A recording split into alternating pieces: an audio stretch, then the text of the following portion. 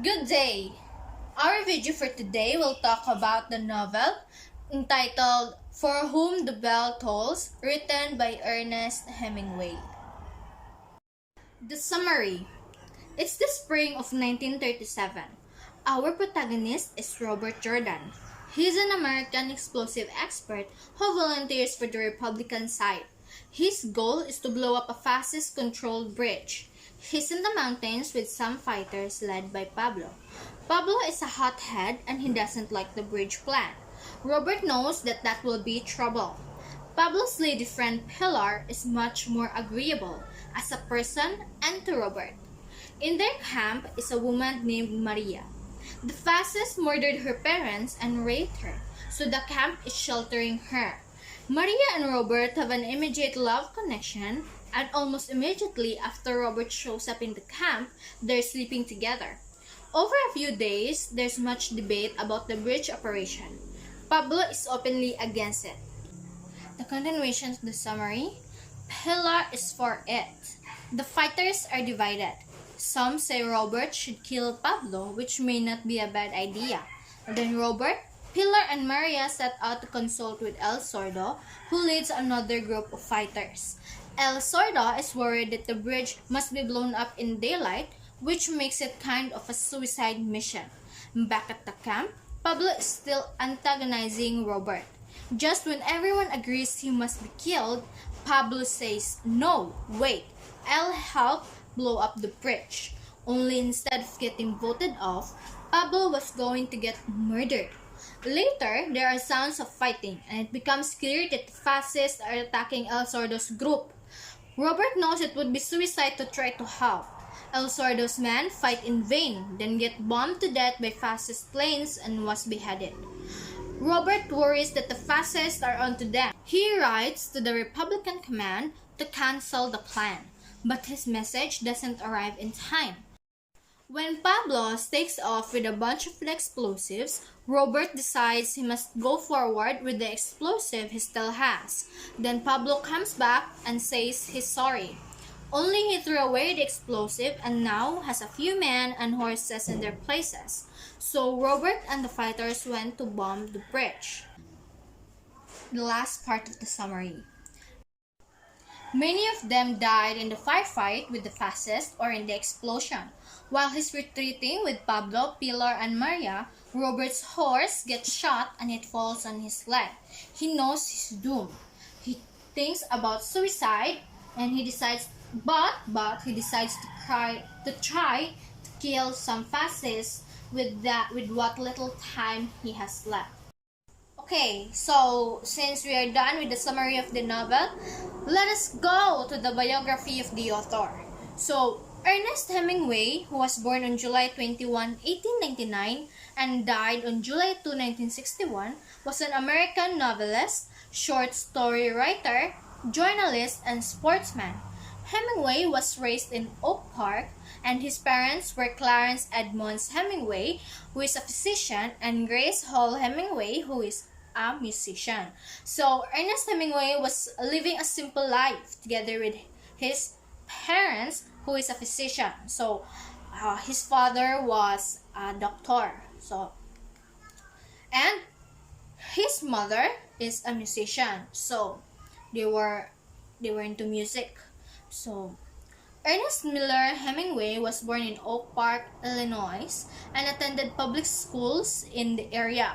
After graduating from high school in 1917, he became a reporter for the Kansas City Star, but he left his job within a few months to serve as a volunteer ambulance driver in Italy during World War I in the year 1914 to 1918.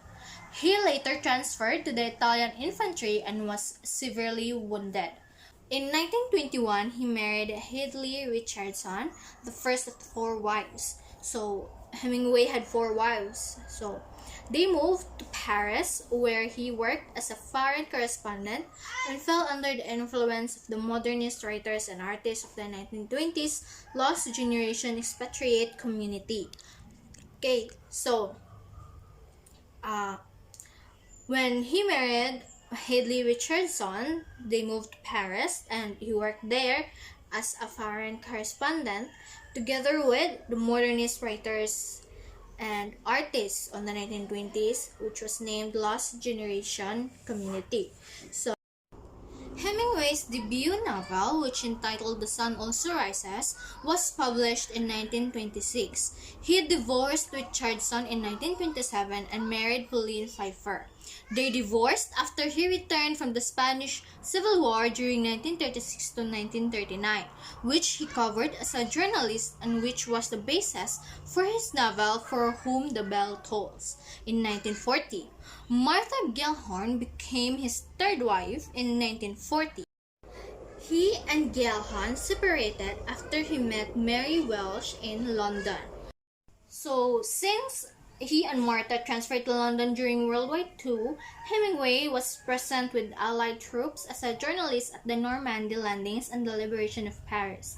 He maintained permanent residence in Key West, Florida in the 1930s and in Cuba in 1940s and 1950s. He almost died in 1954 after plane crashes on successive days, which leaves injuries and leaving him in pain and ill health for much of the rest of his life. In 1959, he bought a house in Ketchum, Idaho, where in mid-1961, he committed suicide.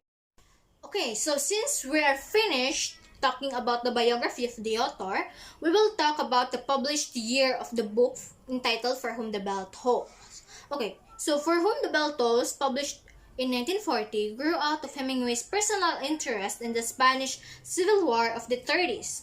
While still a foreign correspondent in Paris, Hemingway had watched the Spanish political situation developing under the reign of Alfonso XIII.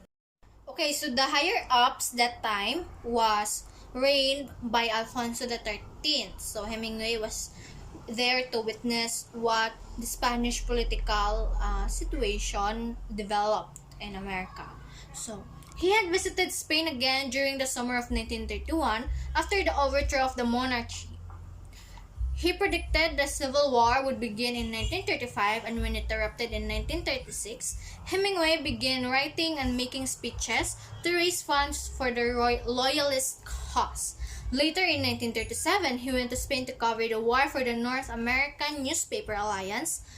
And in reality, the Spanish Civil War was the first battleground for the World War II, testing the forces of Nazism, Communism, and Fascism against either the Republican or royal form of government. By January of 1939, an almost completely effective blockade was preventing Loyalist troops from receiving further munitions and supplies. Resistance in towns and cities which had managed so far to hold out against Franco's troops began to collapse. Finally, on March 28, 1939, the well-supplied monarchy's force overcame the resistance of the besieged city of Madrid. The long and bitter Civil War was over. In 1936 and 1937, Hemingway wrote and made speeches for the purpose of raising money for the Loyalist cause in the Spanish Civil War. Later, in 1937, he went to Spain to cover the war for the North American Newspaper Alliance, and his announcement, some months after he arrived in Spain, that he was writing a novel with the Spanish Civil War as its background, caused a great stir of excitement and anticipation in the literary world. That result was For Whom the Bell Tolls. If you want to read the novel for more information regarding the spark or the Civil War, the Spanish Civil War, you can read the book For Whom the Bell Tolls. So I guess that's it, and I hope that you like the video, and I hope you understand it as much as I did. So I recommend you to read that book because it was really informational, and not only that it gives entertainment, but it also gives you ideas and informations regarding the Spanish Civil War. So I guess that's the end of it, and I hope that you have a good day and you like my content. So thank you.